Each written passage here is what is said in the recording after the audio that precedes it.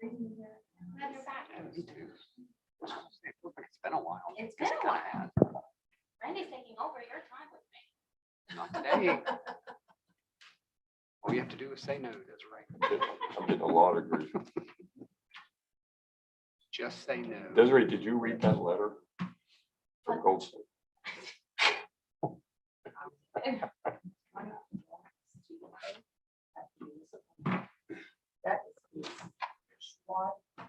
You should have seen this one. I read it. Desiree, I don't know if we need a microphone over there or if they just want to come to that. I'll Oh, he's check got to it. I'm see. sorry. Never mind. Sorry. The question is, Keep does way the ahead. mic work? He's already got it done. Make Jenny go to the front. Yeah, that's what we're doing. Okay, we are live. So it is 10 o'clock, Thursday, June 10th, 2021. This is a Public Safety Committee meeting. I would like to call the meeting to order and acknowledge that the press and the public have been duly notified of the meeting in accordance with the Freedom of Information Act. And the first item on the agenda is the approval of previous meetings minutes from May 6, 2021. So move. Second. All in favor? Aye. Next item is citizens' comments. We do have at least one citizen's comment, so I'd like to welcome her to the microphone. The first person that was Jenny. It's Jenny Pierce. Good morning, everyone. Move over. Okay. No, just so we can hear you through the microphone. Okay, great. Hi, I'm Jenny Pierce and I live on 9th Avenue. First, I would like to reiterate that I wholeheartedly support the idea of shared rides and reducing the carbon footprint. And of course, I want folks to have the opportunity to visit the beach and come to the beach that might not otherwise have the opportunity or means to do so. What I do object to is the location of the bus stop in a residential neighborhood, particularly on 9th Avenue, already a very busy beach access. I believe I already detailed many of the things going on at this access in my written comments that I hope you have read or will read. To summarize, we already have public beach parking on 9th Avenue, golf cart parking, handicap parking, and emergency vehicles screaming down Ocean Boulevard, which is a great thing, and we appreciate getting on and off that beach access as well as the beach patrol. And now we have the surf school added to the mix. What I want to describe today is the experience my sister and I had the very first run of the bus on the first day. Only one person exited the bus and headed towards the town, by the way. We were walking from the beach side, trying to cross to the land side on Ocean. Town would be on your right, Breach Inlet on your left. The city bus is parked here. My sister and I creep out towards the center line and we look right, we're good to cross. We look left and there's a big looming bus that we cannot see traffic, oncoming traffic. So we step out over the center line and crane our necks around to see what's coming. And then we scampered across the road. Luckily, this time we were safe. There were no golf carts or anxious drivers trying to get around the bus or bike riders. But there are rentals on every corner of that access with kids, unaccompanied kids coming from the beach to go back home, grab a snack, go to the bathroom, my children, family children included. And I'm thinking, I'm 60 years old and I didn't have the good sense to wait or be patient and use my common sense until the bus unloaded before crossing. How are we going to expect a youngster to do so? This is an accident waiting to happen, in my opinion. Again, a well-intended plan, but an ill-conceived one. Please move the bus stop back to town, to the county park where there's showers, facilities, restrooms, food, shade, and also where the majority of the bus users are headed anyway. Thank you for your time.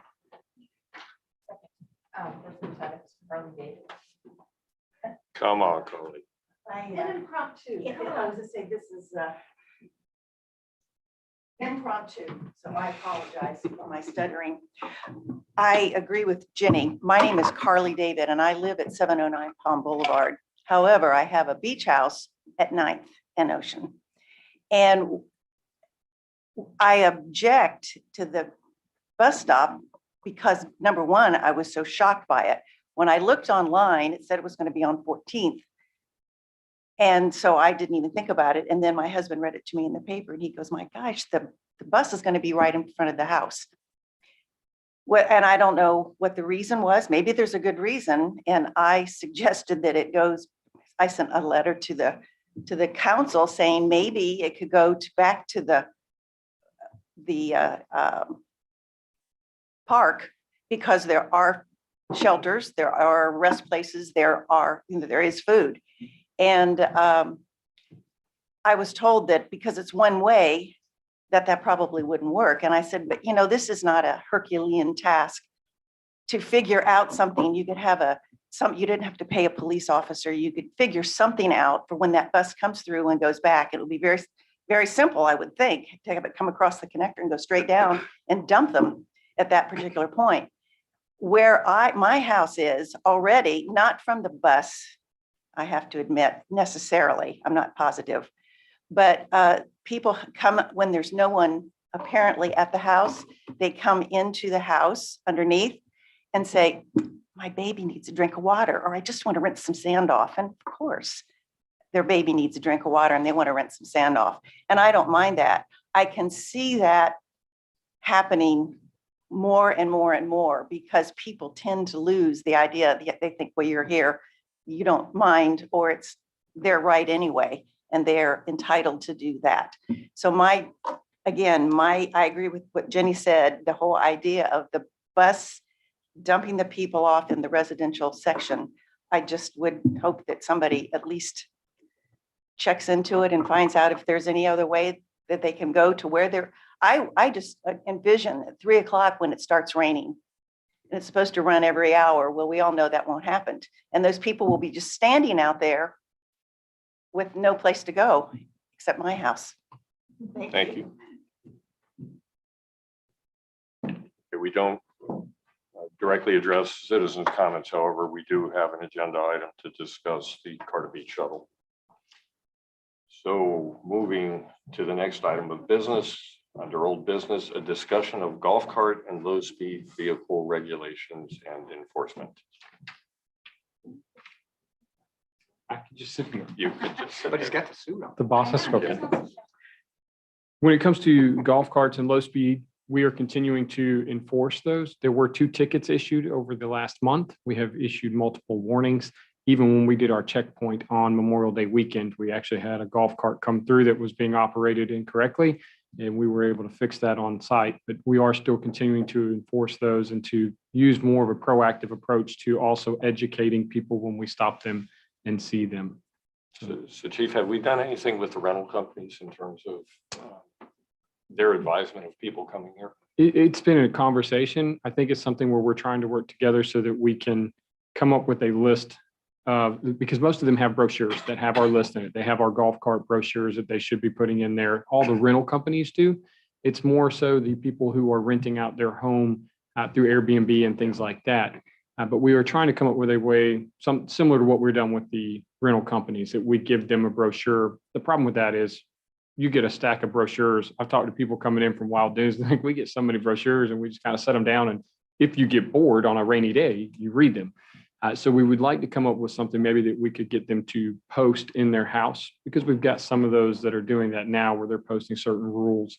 But that's something that we are exploring with them. Oh, Jimmy? Because doesn't, one of the rental companies I thought has laminated rules in the golf cart if you're renting it, like Lightning Bug, I think is the one that has that. They do. Yeah. Most of them understand the rules. Yeah. Now, some of our concerns with the golf cart and low speed vehicle rentals. Low speed are one thing, golf carts are a whole nother thing. We do have companies that operate out of Mount Pleasant that are bringing golf carts here.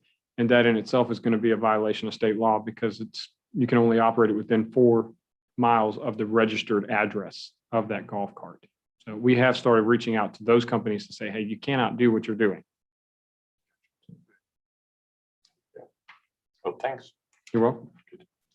Next item on the agenda is the update on Carter's Beach shuttle between Isle of Palms and Mount Pleasant. And I'll start with a few comments and turn it over to Desiree. But I will note, and we've had lots of discussions, this was not brought through the Public Safety Committee.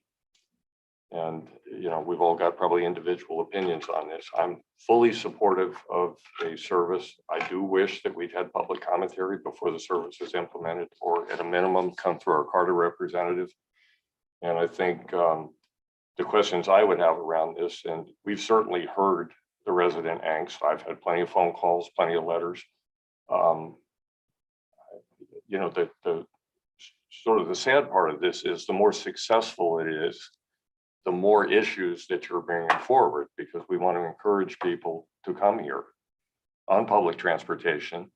But you can envision a time when this works that we're literally moving hundreds of people into those locations. And I would ask Desiree and the chief to address the logic behind where it is. And can we change? I mean, I personally don't want to wait till the end of the season for a problem we know that exists and say, well, at the end of the season, the program didn't work, right? Because we have either resident angst or lack of ridership. So I don't know how flexible that program is or how flexible CARTA is. We started the conversation at Public Safety saying that the three of us sitting here acknowledged that a pay for ride to the island was not a good plan. It was going to fail. It was set up to fail. And we all encouraged a free service.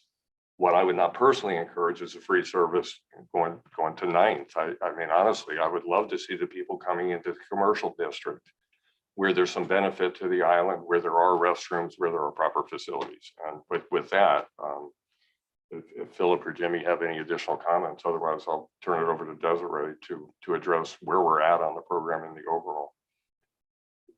Well, the CARTA board meets next Wednesday.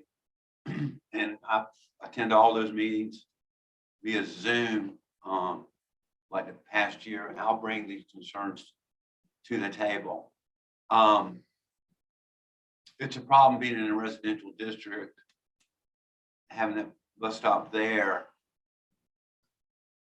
At the same time, I'm just grateful that we have it. We just need a different drop-off location. But I don't want to.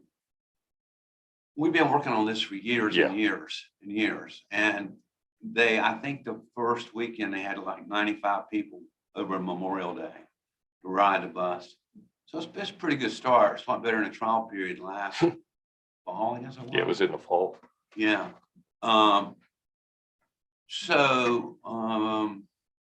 CARTA is on board with the service. It took a lot of work from the city employees and administration to convince them to give this a run. So we just need a different location, I think. But the more cars we can get off the road, the better, I think.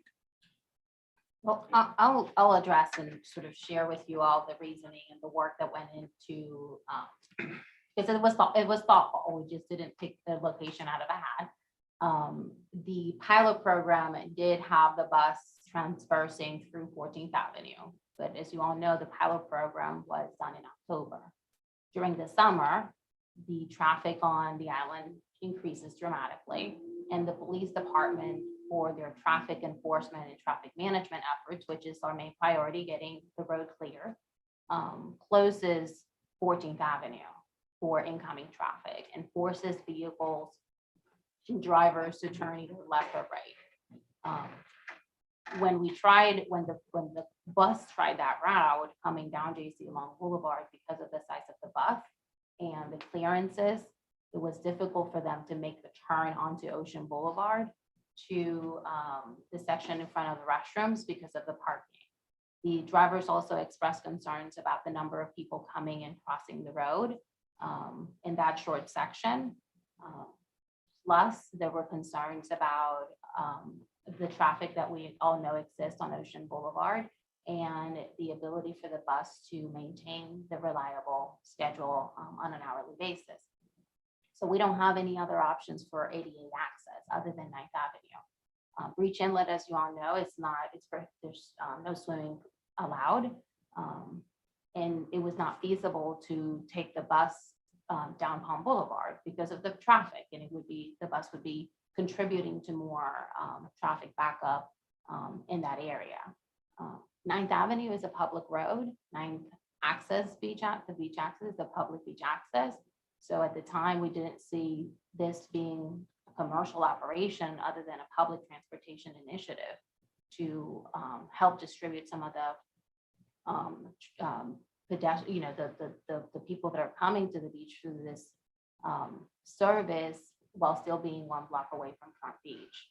Certainly, we've received some concerns over the first weekend of where the bus was dropping folks off closer to a property. We submitted those to CARTA and found out that it was a miscommunication between them and the drivers, and that has been corrected. So the people should be being dropped off over the public access on 9th Avenue, not in front of anybody's home. Certainly, we'll continue to communicate, and I'm sure you will as well as part of being in the board. I don't know how feasible it is to change it mid-season because of the marketing and all materials have already been produced. Certainly something that, from the very beginning I've asked the police department to monitor any public safety issues, and they haven't reported anything. It's been a very light presence of the bus. It's only 1 bus making, I think, a total of 6 or 7 stops over the per day over the weekend.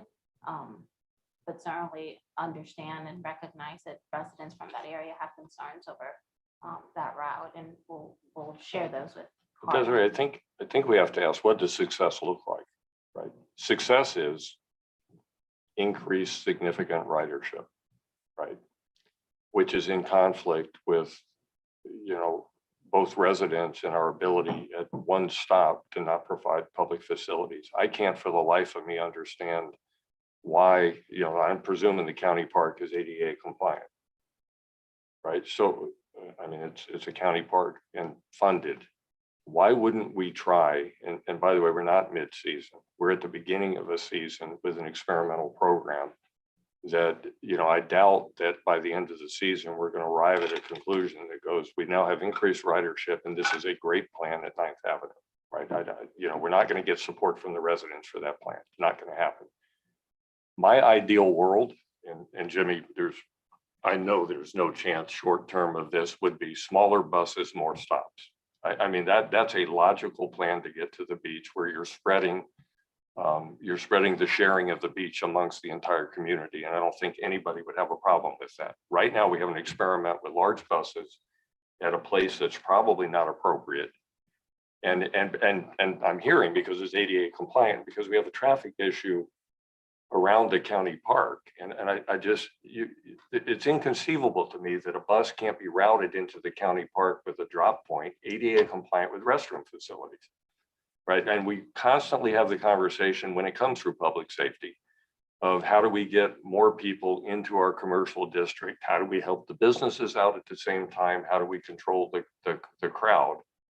And I just hope that these conversations with CARTA encourage both the engagement, by the way, of council and a rapid fix to it. Let's not wait till September or October and go, well, the issues that we brought up at the beginning of this are the same issues we're going to sit here and address 4 months from now. I'm personally not comfortable with, and with that, I'll defer to Jimmy and Philip to weigh in. I have some comments. I want to let Philip go first, Yeah. but I have some response when we have time. Yeah, and do we have ridership numbers from the first couple of weekends?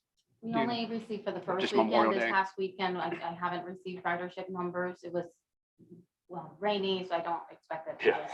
Very Not high. as much as first weekend. And I guess, Randy, to your comment, I haven't been in the county park in years, so I'm not sure. Could a bus make the turn in there somewhere? Is there a way to just loop them around in there, which would seem to be ideal? But then you have the connector and Palm issue before you even get to the county park. That would be really nice is a bus lane on the middle of the connector. That'd be a great idea if we had a bus lane on the middle of the connector. We tried that conversation yesterday. But I mean, the county park absolutely makes sense to have a bus go in there and do their turnaround again. I haven't been in there in years, so I'm not sure what the facilities are there to let that happen. So that'd be something, Jimmy, that maybe Carter could take a look at, since it is county and another county organization that can work together. Trying to keep it simple and on point. A lot of interesting things have been brought up. Starting with citizens' comments today. Let me tell you what I do know. I remember that the original conversation was going to be vans.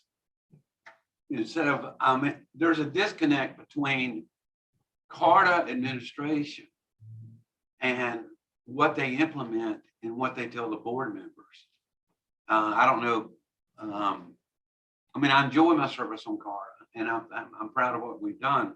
But originally, we talked about vans, and that would have been much better.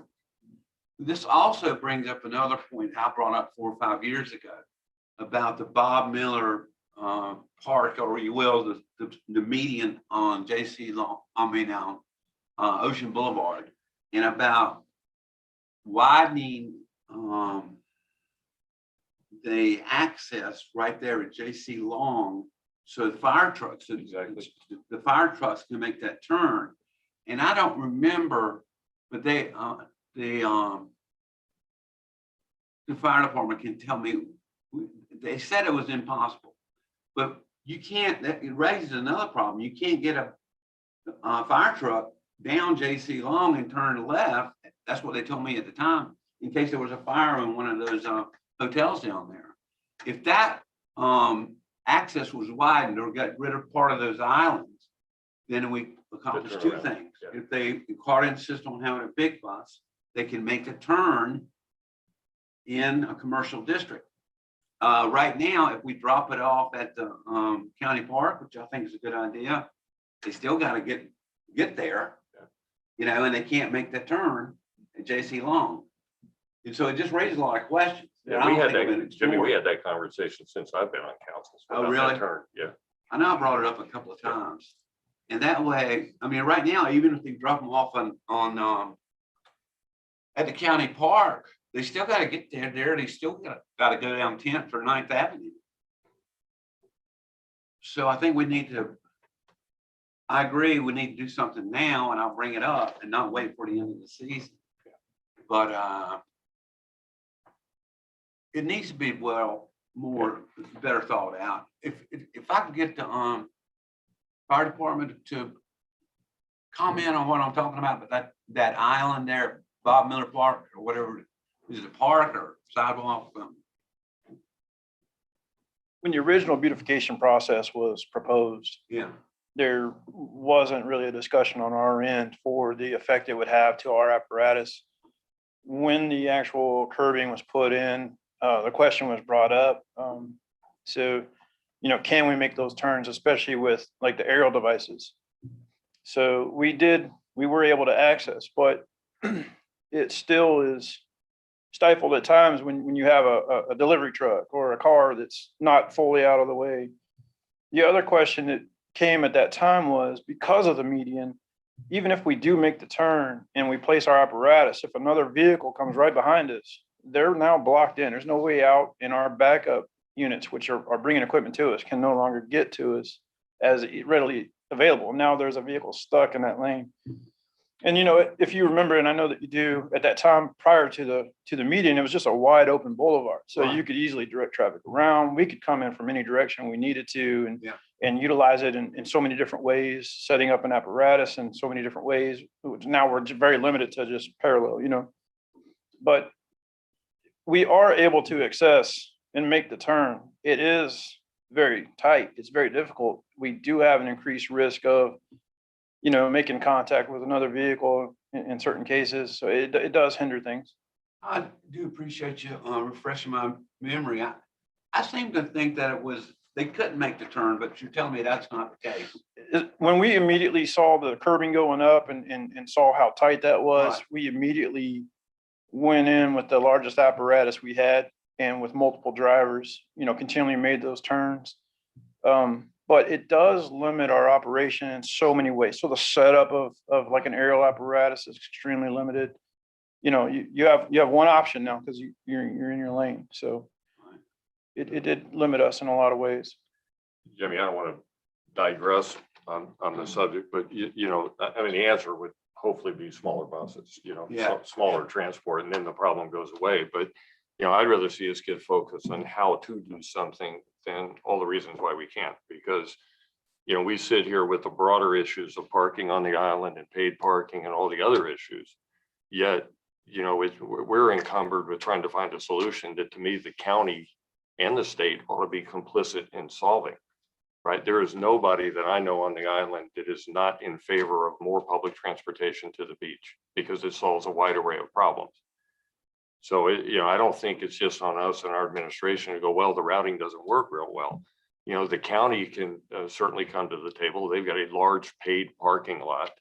They have not helped us with this problem in terms of how to get people safely onto the island for beach access. And I'd encourage administration to reach out to the county as well and say, okay, we have a problem. How are we, not just us, how are we going to solve that problem? Right? And in advance of this summer is going to be incredibly busy. We've already seen it in the numbers, right? So there's no expectation of less people coming to the island this summer. Right. And I think we need to get in front of it and just be very aggressive with the county and whoever the officials are that can help with a can-do attitude. And I'll leave it at that. And Jimmy, thank you for, you know. Right, I just wanted to make sure that I have the approval from the committee to suggest to them, you know, not a radical change to everything, but just to go back to the original plan of small buses. Are you all in agreement with that?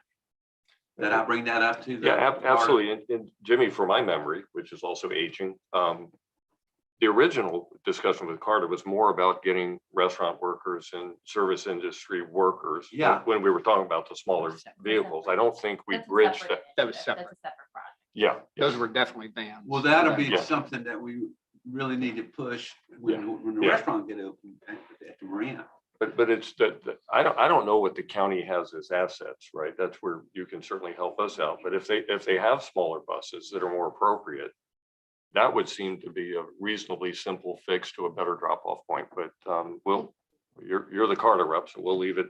You know, you certainly have my support, I think. Well, I'm sorry, Desiree, it won't take a second, but I sat there for years and there was no discussion. It was all about downtown, North Charleston and stuff. And it was, I felt like Isle of Palms was kind of like, yeah, what, you know? Yeah. And so now we've got, you know, what did it is when they came to us last That's right. year and they wanted their budget approved, which previous councils, including me, had we just rubber stamped. And we did not approve it last year. Yeah. And they came around and had a change. Yeah. So, okay, you know, that's next Wednesday and I'll certainly report Okay. back to you what I find out. Desiree, please. Yeah, I just have a couple of questions so that we're clear and we know what problem we're trying to solve. What is the public safety concern? Is it more people using the access at 9th Avenue? Is it a large bus driving down 9th Avenue where there was not before? Is it the people not being able to cross the road because they can't see when the bus is dropping people off? I sincerely don't understand what we're trying to solve. Certainly, we'll reach out to CARTA and we'll communicate with Councilmember Ward to try to see if we have some, you know, they can adjust it. I just want to, because Chief and I have to go back up and make changes operationally to make this happen based on the feedback from CARTA, but I want to understand what we're trying to solve. Well, you know, I'm not going to speak for the residents here on public safety. I think there are potential public safety issues anytime you're running large buses through neighborhoods and side streets, right? So that to me is an obvious. I don't know if we'll have a problem. We certainly could. We could have a problem at any drop-off point with public safety. I think the broader issue is facilities. And I asked the question about what does success look like? Success looks like, to me, 500 people taking a bus on a busy weekend. It's not 75. So, you know, when I look at the definition of success, and we're trying to encourage the ridership, we're trying to get more and more, but we're going to drop them all off in a neighborhood with no facilities, with potential public safety issues, then are we not looking at the big picture as we address it? I mean, I would love for all of the commercial activity to be in the commercial district of this city. We don't have ADA compliance up and down Palm Boulevard. We have limited ADA compliance on Ocean Boulevard. So when we look at it, start with ADA compliance, right? And by the way, to add to it, that's a blue Moby map that we've had complaints in the last week about not being safe either, right? So it just seems to me there's a better solution, Desiree. I don't know that, you know, the concerns, look, let's face it, everybody would love to have less encroachment into residential areas. It's no different on my street or any other street. That's not going to happen, right? We're going to have people visiting the beach. The only thing I'm suggesting is let's listen to the residents there. Let's define what success looks like. And I don't know if you have a vision of success. My vision of success is a packed bus on every trip, every weekend. So with that scenario, did we pick the best location? And you know, it probably does add a dimension of emergency response and other things down there, because in theory, you're going to have a more crowded beach. So I don't know. I'm not a public safety expert. So.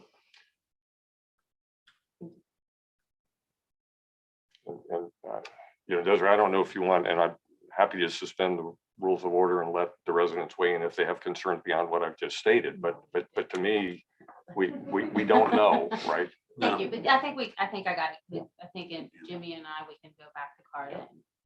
Right. Okay, I'm just grateful. I'm grateful for the service. It just needs to be tweaked a little bit. agreed. That's all. Yeah. Thank you. All right. New business. Favorite annual conversation, discussion of dog leash rules.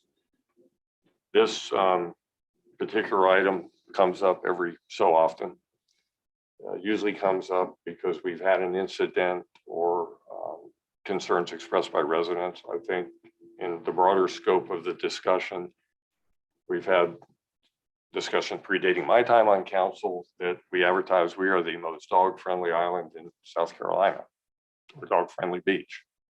And we can debate whether that's a good thing or a bad thing. It's a good thing when dogs are well behaved and controlled by their owners. It's a bad thing when we have an overabundance, and that results in, you know, either property damage or physical harm to people that are trying to enjoy a peaceful time on the beach.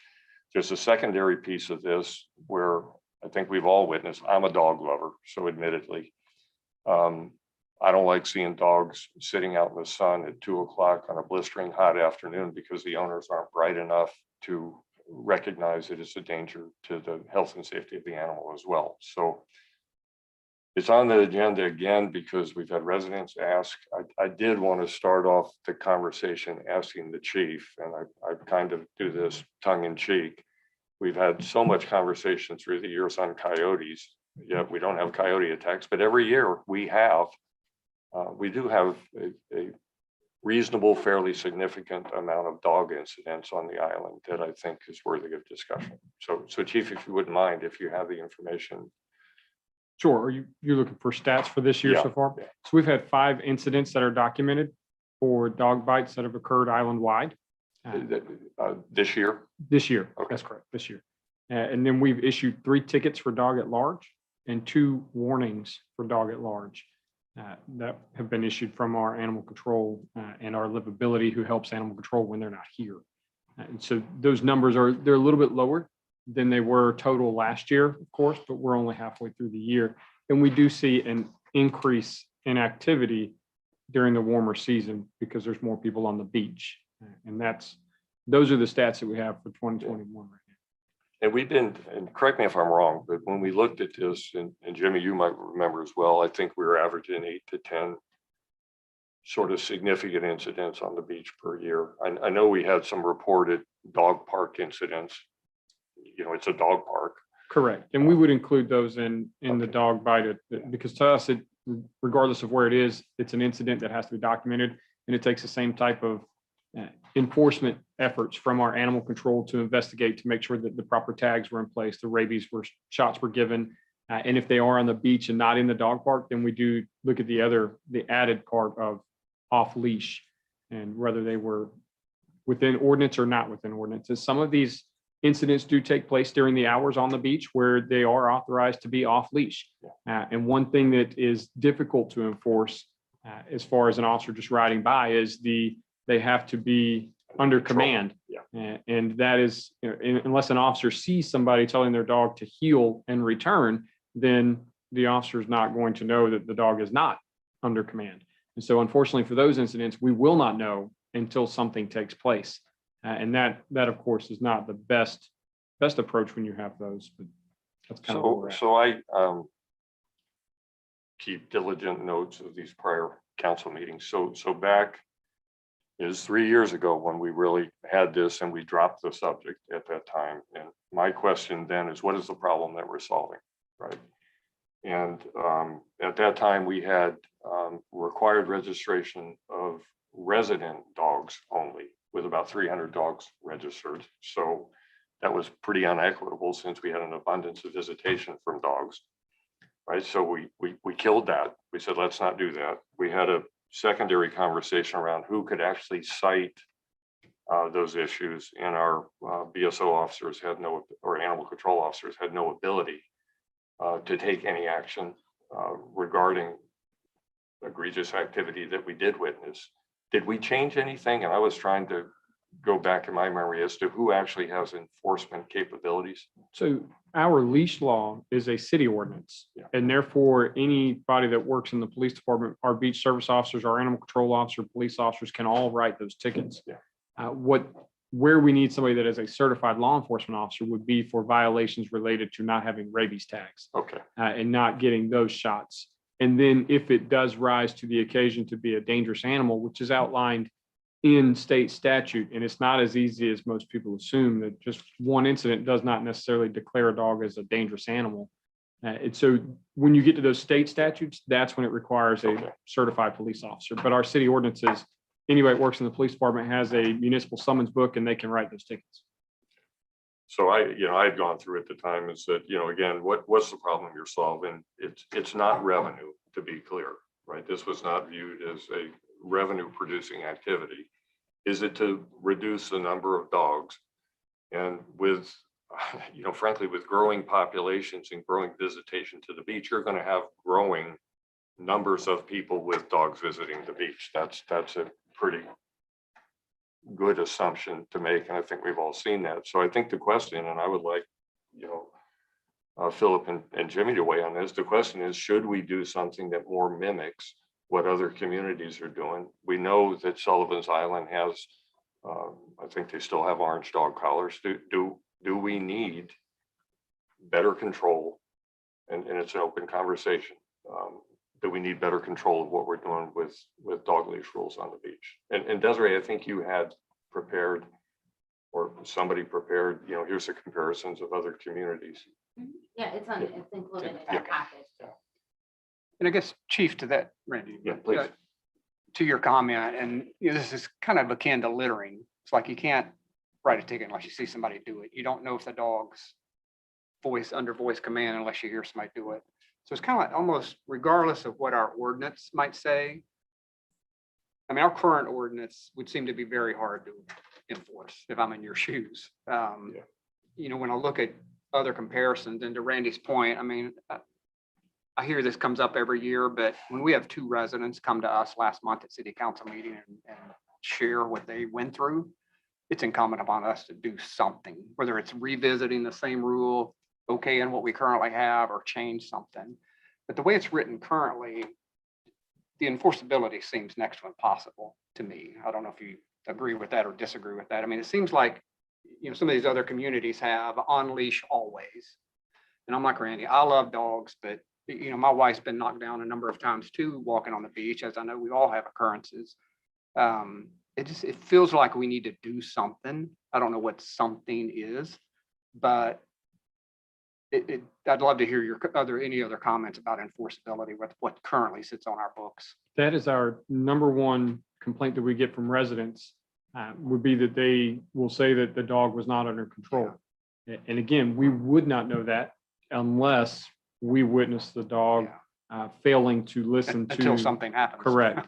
Of course, it's, right, we have to be there for that. And of course, it's easier if you have an ordinance that says they have to be on leash all the time. You know, that's easy to enforce.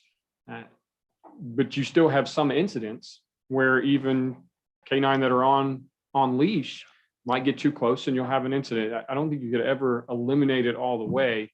But if you're looking at what's easiest to enforce, across the board, something simple. That the one hang up with our current ordinance is the fact that it has the part about having to be under command and control under command, and that's Yeah. hard to know. And I guess, did you want to say something? No. I thought. And I guess that's a question too. So if we have 5 or 6 instances already this year, you know, if there would have been an on-leash law or a colored dog collar ordinance, you know, a different outcome, any idea?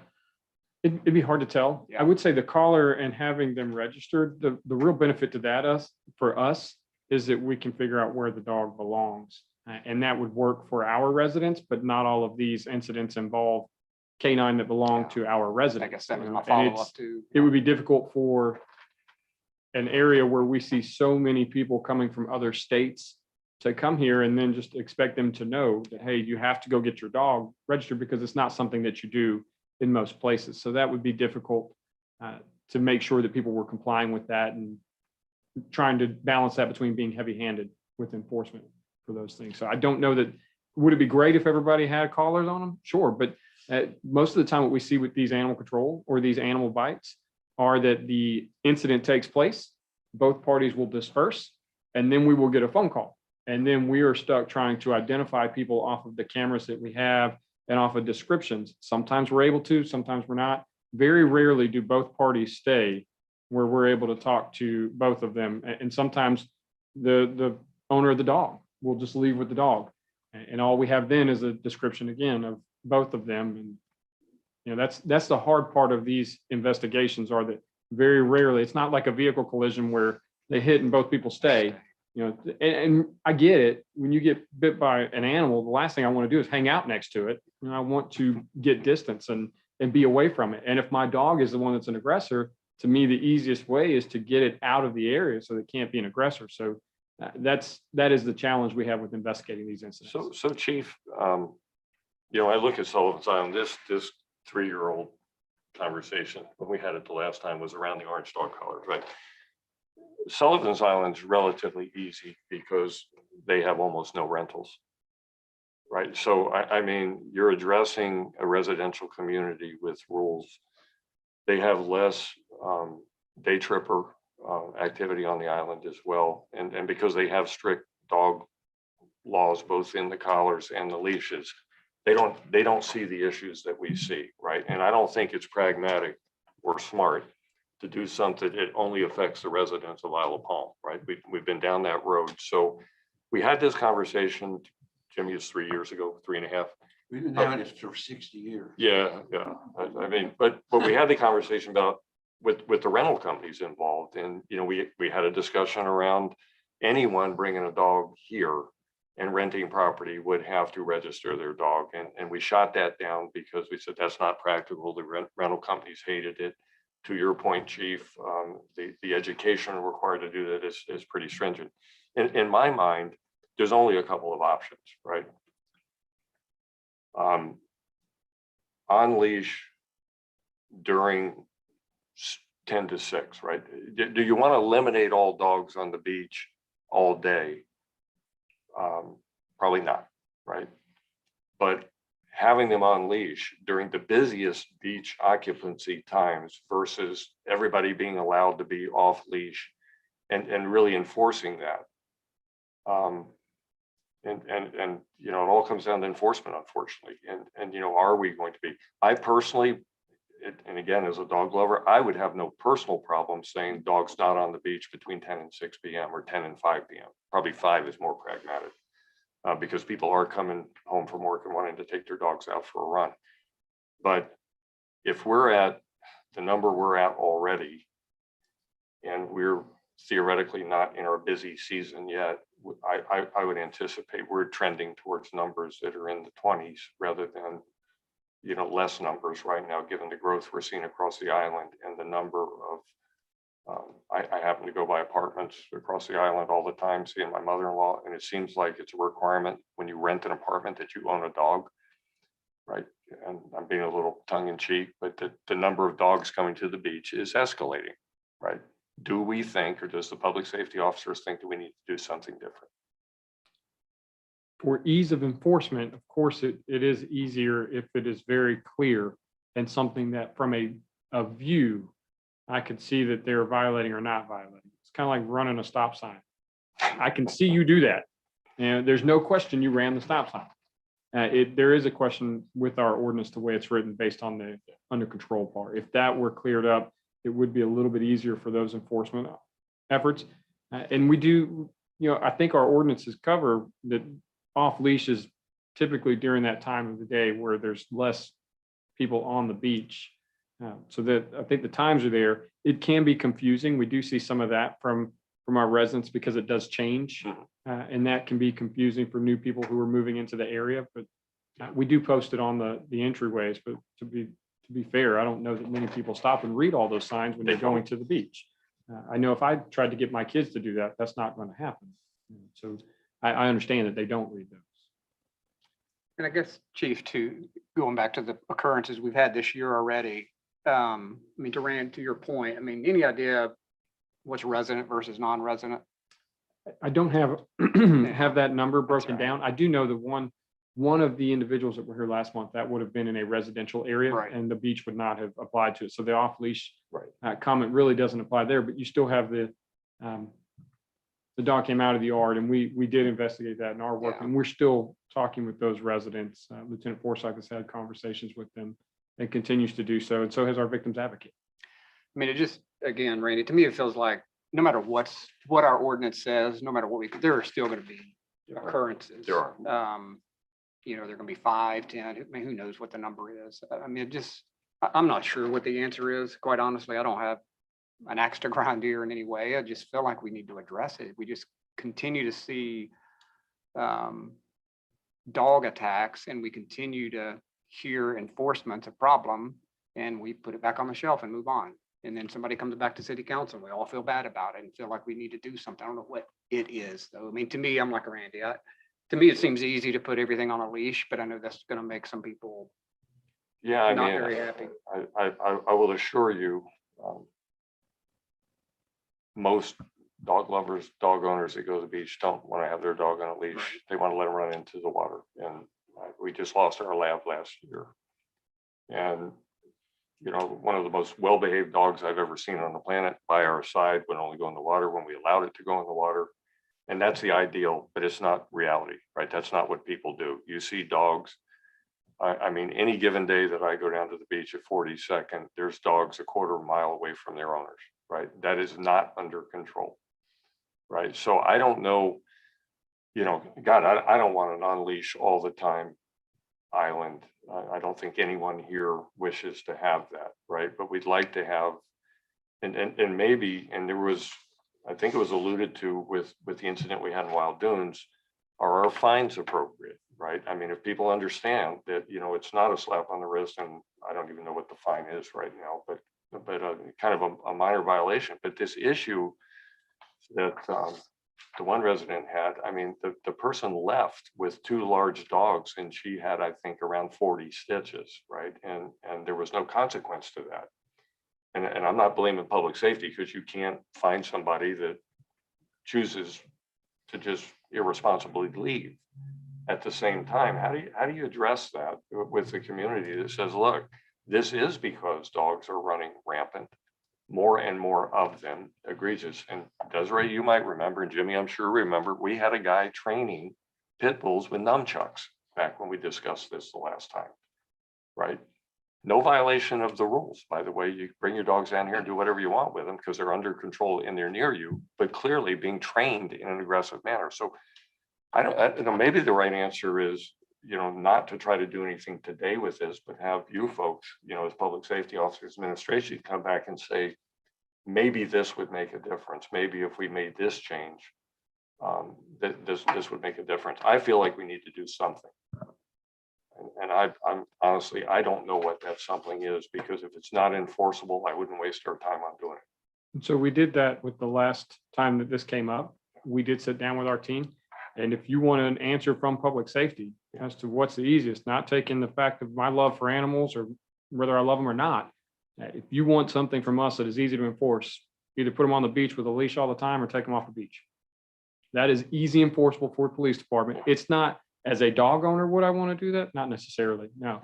But if you ask us what is easy to enforce, that's going to be the answer you get from public safety. Or just ask to add on, or potentially restrict the hours further, that during these hours, excuse me, there's not dogs on the beach, right? Which I do think is a welfare of the animal issue as well as a public safety issue. And I won't put you on the spot with, you know, what time of day do the dog attacks happen, right? But I don't know if that's in the off-leash hours. It'd be interesting to know, are we having these attacks during the off-leash hours, or are we having them during the day when we have a fully populated beach? Most of them tend to be during the times where off leash is authorized, That's what I would have thought. which makes sense. I mean, you Yeah, have, of course it does. when you have a limited time where people can bring dogs off leash and run, you have more people there doing it. And that just happens to be also the time of people who are up in the morning and being active on the beach, riding your bikes or running because it's a beautiful place to exercise. But that just happens, those times coincide with one another. And you know, you do have some dogs that may be the best trained dog in the world. When they see somebody run by, they have a natural instinct, you know, and it might be to go. And they might not even mean to be aggressive. It may be playing. Yeah. And so that's kind of where we find our dilemma with it. Randy, we were on the beach Sunday and there was a dog on a leash, chewed himself off the leash, and then he's free. So I mean, it's like, again, it doesn't even matter what's written in our ordinance, quite honestly. There are going to be occurrences, and you know, we just have to figure out a way to make that happen as less as possible. You know, Again, I don't know what that answer is. Jimmy, please. Yeah, thank you.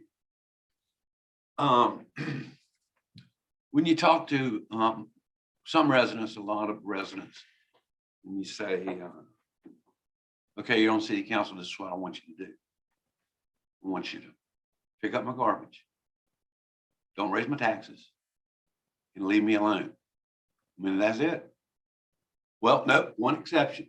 Everybody's got an opinion about dogs. Everybody's got a very strong opinion about dogs. I was sitting here thinking during the conversation, in my neighborhood at 23rd and Hardin, there's more dogs in my neighborhood than there are people.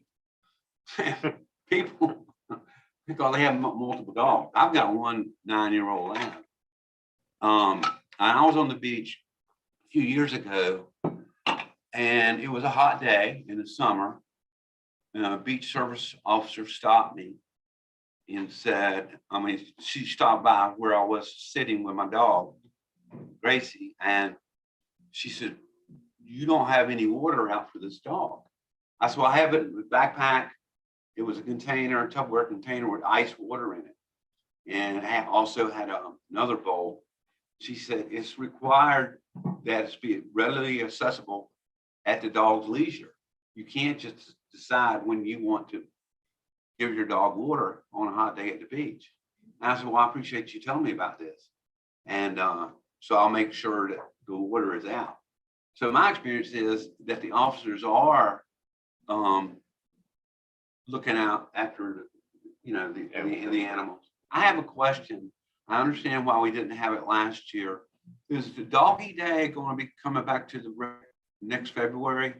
Yeah, that's the goal. It was only canceled due to COVID. Yeah, I figured as much. I just wanted to ask you about that because that's where I go every year. And a lot of my neighbors go and get their vaccinations, and people need to know that that rabies tag and the city license is free. You know, you don't have to, you have to pay for the vaccination, of course, But as far as the city tag goes, that's free. You don't, used to be $5. And they don't even charge anymore. They just issue them. Gracie got out when she was a puppy, young, when she was much younger. And I didn't even realize she was out, but she had opened the gate. So I had to figure out a new way, which I've done. But the police department called me within like 45 minutes. And we said, we got Gracie in the pokey. Because she had a license. And they were, she was easily identifiable by that. And they called me. Of course, I had to go down, pay the fine because Gracie doesn't work, but I mean, I think I'm listening to everybody's concerns and stuff, but you want to get people really, really stirred up. You know, you start talking about dogs. I understand the chief's position, and I'm open to thinking about that. But I would just say I'm for stronger enforcement, but the chief's telling me that it's harder than that. Just saying that you want stronger enforcement, right? That's correct, sir. Okay, let me ask you one last thing. And I'll be Sure. through. Do we have the maximum fine structure for these infractions by loose dogs on the beach as stated by state statute Thank you, or law? Jimmy. That was my question too. Yeah, So it's a municipal ordinance violation. So it falls under our municipal violations and the fees that go under our general violations. It could be can, as low as 133 is typically where we see the lowest, and then the most expensive could be 1,082.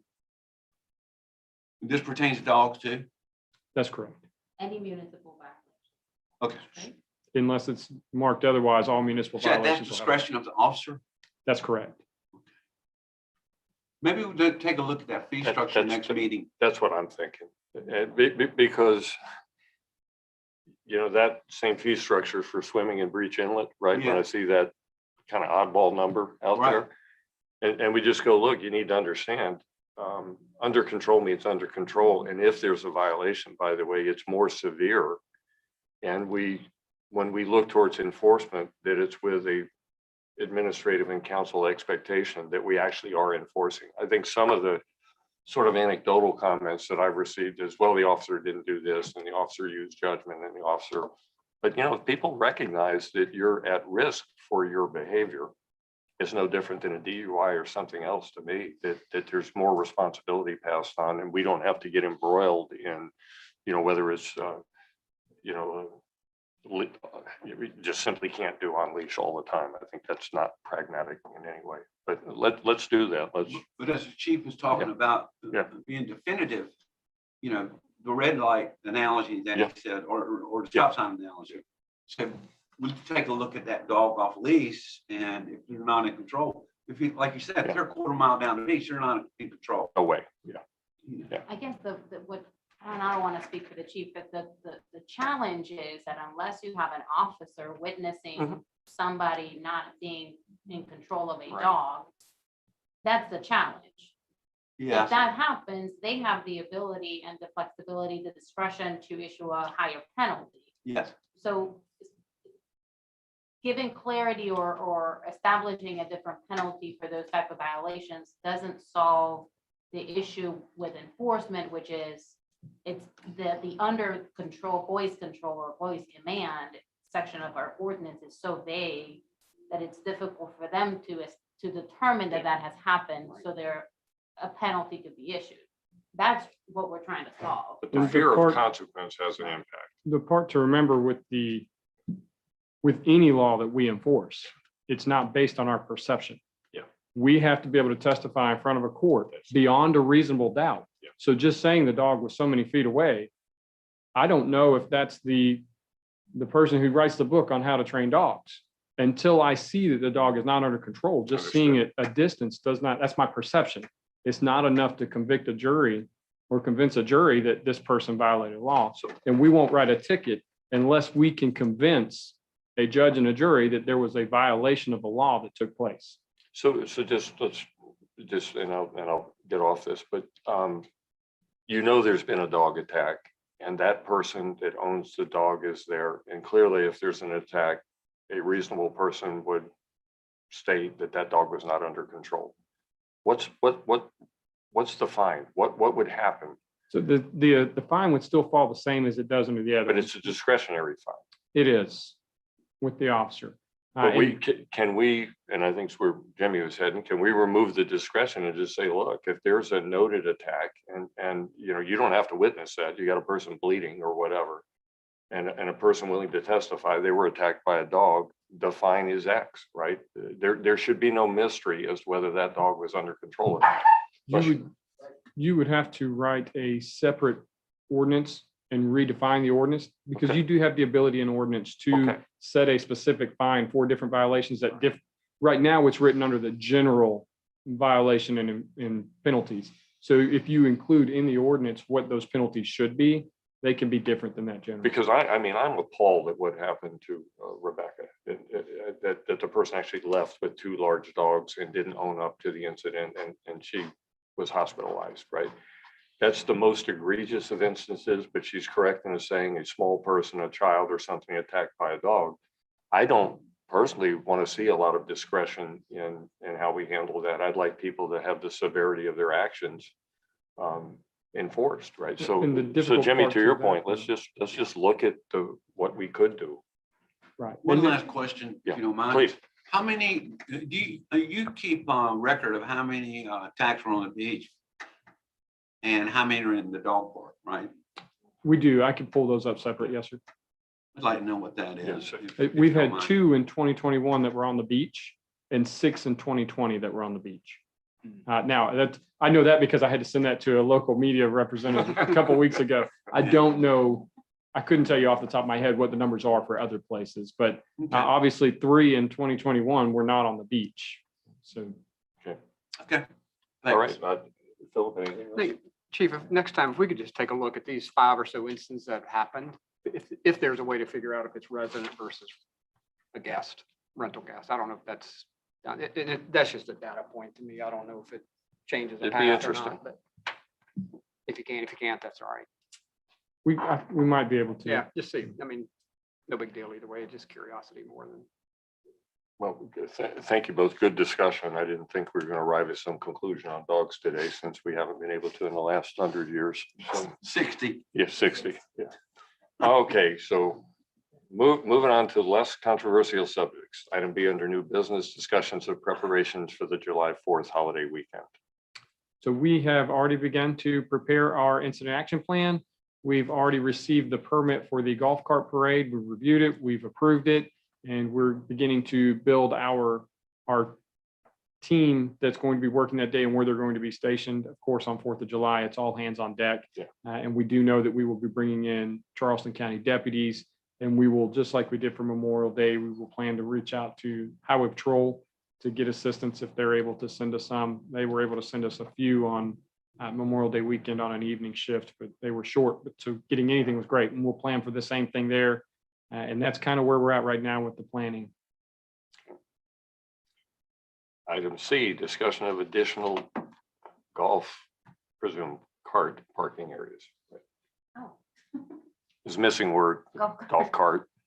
Yes, just a report. I think this was brought up a couple of months ago about wanting to identify additional locations for designated golf cart parking only in an effort to accommodate more of what we see exists on the island. We've also continued to have conversations with DOT about enhancing the crosswalks to ensure that they are safer for golf carts crossing. 21st Avenue is one. We've looked at other locations. Also continue to look at improvements to the sort of makeshift golf cart path that folks have created on 21st Avenue.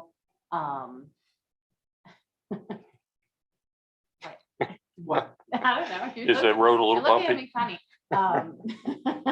So we continue to look at that and see what we can do. 46th Avenue, Chief and I have been talking about a section there that's not currently marked as golf cart designated parking only, adjacent to the beach access, that clearly seems like it would be geared towards golf carts, not vehicles, because of how narrow it is.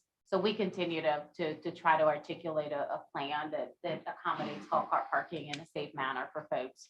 in an effort to try to limit how many folks park their golf carts on spaces that could be used by vehicles, so that we can safely accommodate those vehicles as well.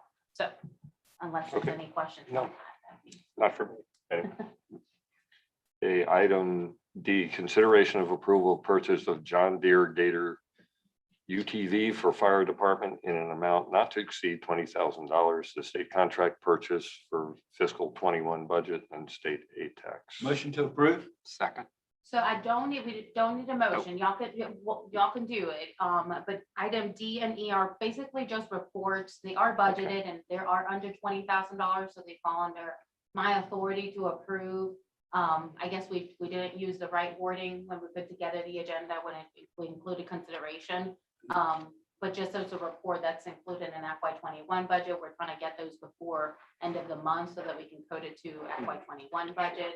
But this is just a report, and then we'll also include it in the Ways and Means meeting. Is it helpful to vote on it? I mean, you could do it. It doesn't, y'all already approved it by the budget Since and it's it's under under- my Yeah, authority, I so. wouldn't. Withdraw the motion. I I'm can. gonna do it anyway. I'm gonna approve it. Yeah, I'm gonna buy this, so. Going to have These it. guys need We don't it. care what Okay. Yeah, but just, unless there are any concerns about There's it, no you know, con- it's budgeted, we can afford it, and, it's very much needed by the department. This is guidance Move for on. us on how to handle item E. That's what I'm asking. Withdrawing. Yeah. So now that we have direction on how to handle item E, Thank you. consideration of approval of the purchase of a jet ski for the fire department in an amount not to exceed $14,000, as Desiree is going to buy this anyway. Yeah, same thing, a report, just letting you Yeah. know that we're moving forward with this, and we'll also include it in Ways and Means. That's for a fine. full report. Item F, consideration of approval of the Axon body camera in-car camera video software and data storage. And I'm presuming that's the same as. the, No, it's a big Wow. number. That's a big number, that's That's a on big y'all. number. Okay, We, okay. um, Philip knows the number because Yeah. of Ways and Means, so we probably should discuss this. That's Yes, and I'll next year, let- isn't it? I'm sorry? Yeah. Next fiscal year. Correct, and that, I'll let Chief Cornett sort of give you all a brief overview of what this purchase is, but it is included in FY 22 budget that starts July 1st. We just want to be ready for them to be able to purchase as soon as the fiscal year begins. So if we can get it approved by the Sure. end of this month, that'd be great, but it'll be a next fiscal year purchase. So, Chief? Thank you. This is the body worn camera and in-car camera that's going to be stored in the cloud that we had talked about Okay. during the budget process. Axon, who is on the state contract, is booked out. And so we're trying to move as quick as we Okay. can so that we can get it installed and updated. I think we've been able to hold, we're looking now about August, September would be the install date. So Axon likes money before they install. So And Chief, is this replacement equipment that's Okay, correct. yeah. It's going to replace the entire system we have Yeah. now. That's just and storage? very time cumbersome and Well, storage. without this, we can't go to the cloud-based and it limits accessibility of the data, et cetera, that we've Yes, sir. already discussed. That's correct. Motion to approve. Second. All in favor? Can I ask one Yeah, more yeah, question real please. quick? So Chief, is it, because this is a big ticket item, obviously over a 10-year period. Yes, sir. But is it contract pricing with state or is this just a bid process? How did we- It's contract pricing Okay. with state and interestingly enough, though, when they initially gave us the quote, they put the first year higher. And I have to give Captain Swain some kudos here because he called them and said, no, that's not what you said. And so the first year will be lower than what was initially quoted to us, but it is a state contract. Well, just for commentary here, when we're talking about storing in the cloud, there's costs that don't show up in the capital outlay that I just think the public should be aware of. This is the right thing to do over time to make us current with compliance to everything we need to be compliant to.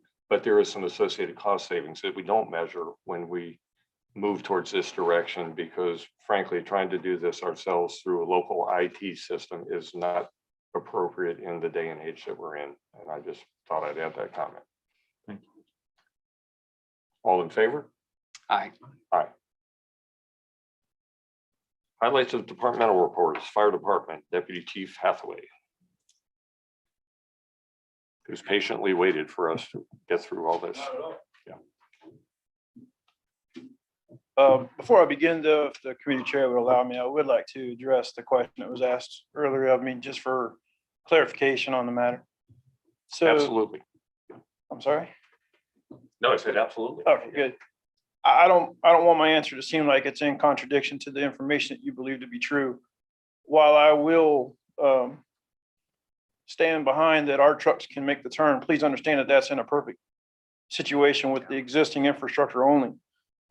Any addition to the existing infrastructure, even small ones, would render that as an impossible turn. And I also believe too that it's extremely challenging depending on the experience of the driver. We do our best, and our personnel are very good at it, of trying to be aware of our surroundings and the current conditions. We have made adjustments in the past where coming out of the station, we take a right turn and then come through 10th so that we're coming straight on, or other routes, So I believe that the information you had, while not accurate in a perfect situation, that the trucks are able to make the turn. It's not inaccurate in the fact that when you throw in those, any changes, which is all the time, it can very easily render it as impossible. Thank you very much. You're welcome. So as for our May 2021 report, 136 calls total. As compared to last year, it's an increase of 74%, from the 78 that we had last year. Those numbers from last year, obviously, 74% sounds like a lot, but we know with COVID, we had a very low rate last year. If you went to the bottom of page 1 and you compare as well to 2019, it is still an increase. I believe that we still are seeing the trends that were predicted, that this was going to be a busy year. And I do believe that coming out of COVID, and then you have the warm weather, early, we're definitely seeing those increases. But if you were to look at those percentages compared to 2019, it's not as remarkable as 74%, but they're still up even from 2019. For our notable events, we responded to a fire in a construction dumpster on Morgan Place Drive. This dumpster was close to the structure. It could have been pretty ugly. Our individuals, our personnel did get on scene, extinguished the fire. There was no further damage, so they did a really great job with that. We had a 2-vehicle motor vehicle accident on the Isle of Palms connector.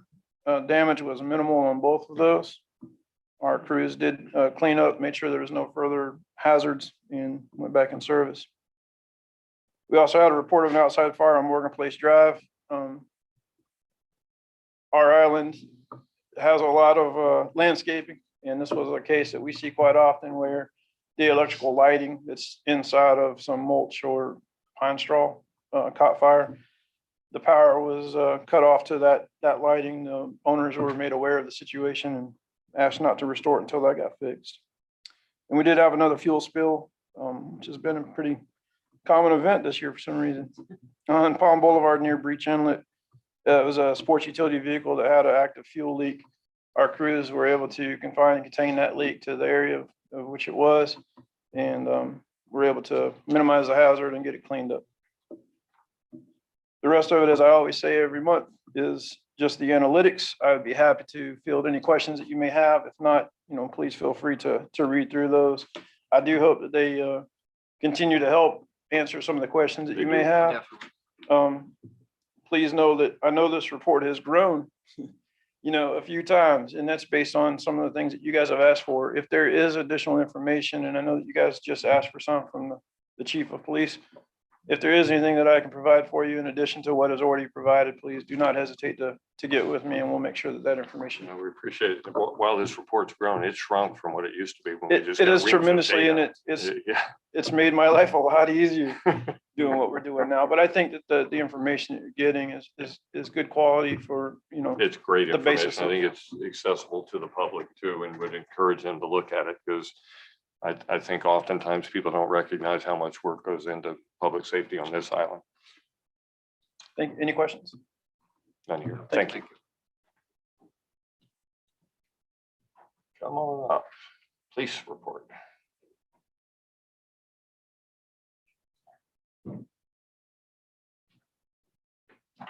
Good morning, Lieutenant Forsyth. Going to be briefing you on the monthly report for May. We'll start off with some positives. We had an employee appreciation luncheon at Wild Dunes for police and fire department. It was our first major function where we all did something together and it went really well. We were able to all break bread together, kind of get to know each other a little bit better. And I think the event went really well. Hopefully we can do it again in the future soon. We also had Sergeant Storm was recognized by the Mount Pleasant Chamber of Commerce as first responder of the month. They had a nice event and presentation for that. I don't know if you may have seen it on social media. So a couple positives there to start off with. Now we're going to start getting into some of the incidents.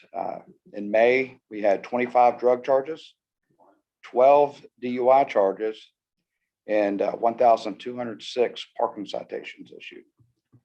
We had a total of 1,379 calls for service, had 113 incident reports compared to 2020. We had 133 incident reports for that month. Let's see.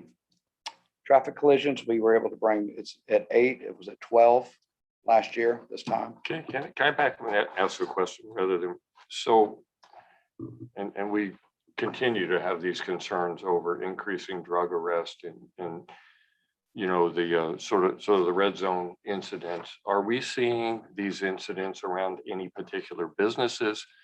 Because I you know, and the question was, I'm not calling any business out sitting up here, but the question would be proactive, you know, within those red zone areas, your heat maps that you provide, is there something we're not doing or could do to engage and limit it, or is it just the times we're living in? I would say this, we are proactively addressing concerns. Okay. Leave it at that for now. Okay. And I trust that you are, And thank you. and thank you. Yeah. We've had an increase of arrests for this month compared to this month last year, which may have been part of the reason we've had the traffic collisions come down significantly. State law violations, 176 for this month compared to 2020 for the same month was 121. Coyote sightings, 24 for the month. And other significant, we had 28 other alcohol violations for May. Business license, we had 3 business license citations issued, 17 for the year for 2021 compared to 0 last year. And I believe that's it for now. Do you have any questions? No, All right. other than the one I asked, which is always, you know, the concern, but we have full confidence in. I do Please want do their to, job. as part of the report, I wanted to point out that we did work with a resident that lives on the island who had coyotes on their private property again this past month. Yeah. And 3 additional coyotes were captured on their private property, bringing us to a total of 7 so far over the last 2 months. We're blowing away the prior year numbers. So I'm catching They're up. all on private property, and that's the difference. You know, when we put them out, we can't put them on private property, but we've been able to work with the homeowners to tell them where they could put them out and get them to, it just so happens they're working with a company that works well with us, so they're Good. keeping us updated on how that's going. And I did have one additional thing to end our report. I want to show you about something that we are purchasing or have purchased. For the police. You mean Desiree purchase? I've heard of it. So you may have heard of these, you may not have. I will pass this around. If you want. I only have one, that's all I have to give, but if you want to take a look Yeah, at you it. start down that end. We have this neat little contraption here that is called a Polar Wrap. Wow. And it looks like a little remote control. It's actually like a Batman device. So where this is beneficial to law enforcement is that all we do is we shoot this little cartridge out of it, and it will wrap a rope around somebody and hold them long enough for us to get handcuffs on. It doesn't hurt them. It doesn't dig into their body or anything like that. This is the cartridge that you see. I've got 2 of these. You're not asking for volunteers, are you? Desiree, this is where we'll miss Ron Hanna because he likes to volunteer for these events. So we will have training coming up for it, and we did debate, if you want to hear, but I don't have my goggles for everybody. I didn't want to put it out, but I'll pass this around. You can see this is the cartridge that goes inside of the device, and it's got a little blank on the end that discharges it. And when it comes out, it's a Kevlar rope. So it can't be broken unless you cut it. And then these little grappling hook things just hook around and hold you there. And it's not tight. I've got two of these. But it does cause people not to think they're running away. Well, and it's Interesting. why you can use it. That's what the cartridge looks like. It's really the best thing for this is when we're dealing with somebody who is having an emotionally charged moment, Yeah. or maybe it is a mental patient. Instead of using force on them like we've had to in the past to take them into custody, we're able to put this around them and safely take them into handcuffs without using any additional force or causing injury. And so we won't use these all the time, but when we do, it will be critical in preventing us from having to use force on somebody. Mhm. And they're about $900 a piece, and then the cartridge is about $30, and it's a one-time use for the cartridge. But again, we won't use it all the time, but when we do, it keeps us out of the news for those really crazy events that we really Good. don't need to be involved in. Just wanted to kind of share that type of information with you, that that's what we're doing. It is the smallest grappling hook I've ever seen.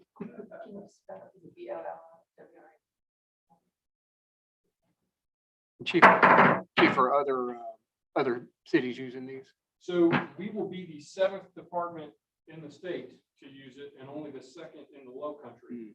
Somerville has recently purchased a few, and then we will be the other one down here. Beaufort Police Department is using it, and they actually successfully used one on a call for a emotionally charged individual, that they were able to put this around them, and it's so loud it kind of distracts them.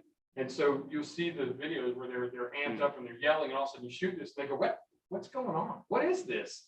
And then you're able to walk up and move their hands and put them in handcuffs, and they're still a little confused at what just happened, which is great because, again, no injuries. And So the alternative is taser.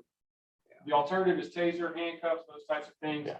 And this, or going hands-on, where we have Yeah. to take them to the ground and Yeah. force them down. This is just a much better approach, because most of the time when we're in those situations, we don't want to use force. Right. But we have to get them in a position where they can be seen by a doctor, and they're just typically not in their right state of mind. So this gives us the advantage to not have to use that force and to keep from hurting somebody. Well, I will state, It is definitely safe for the officer. it is particularly in these times, nice to see a proactive approach to something that unfortunately is on the news almost every day. So compliments. Then this would be one of those things that if we had to use this, we'll be on the news in a better light than we would if we did not have these devices. We did buy 5 of them, and as we progress, we might buy some more. Sure. But 5 right now is kind of our chance to see how it's going to work, because we're not going to use them all the time. Nice. Any questions on it? No. I will let you know when we're having the training, if you want to come in and kind of see it. I got hit with it.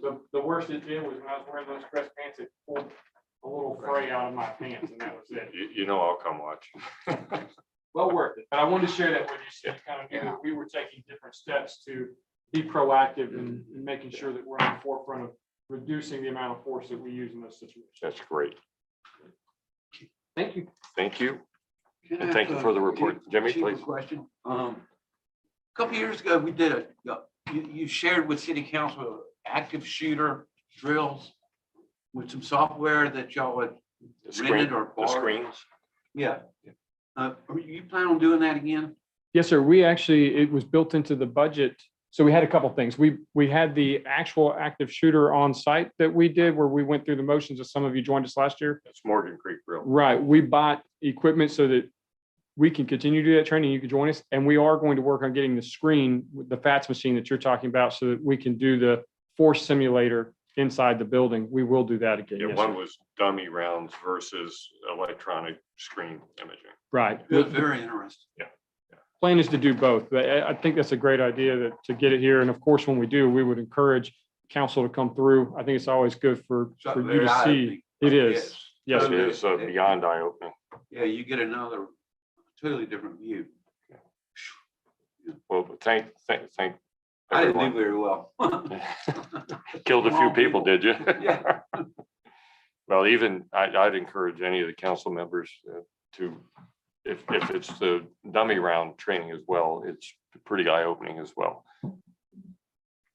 Well, thank you. So we're at that part of the meeting now where it's miscellaneous business. Next meeting date, 3 p.m. Thursday, July 1st. The only question I have, and it's more of our public safety personnel in preparation for 4th of July, is that a bad date? Or are we good? The date itself related to 4th of July isn't going to impact our ability to get you reports. The fact that it's the first day of the month will impact our ability to get you the reports. Not its closeness to 4th of July, but I'm not, we won't have stats and numbers for you by July 1st. you good with the date, Jimmy? Yes, Yeah, okay. So, Yeah. yeah, I want to ask Nicole a question if I may.